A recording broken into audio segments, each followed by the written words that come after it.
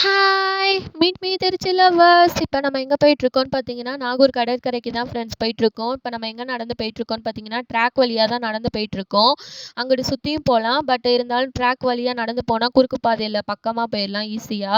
இப்ப வந்து பார்த்தீங்கன்னா, நாகூர் கடற்கரை கிட்ட வந்தாச்சு. நாகூர் கடற்கரைக்கிட்டயும் பார்த்தீங்கன்னா, தர்கா இருக்கு. அங்கேயும் மக்கள்லாம் வந்து பார்ப்பாங்க எப்படி இருக்குன்னு.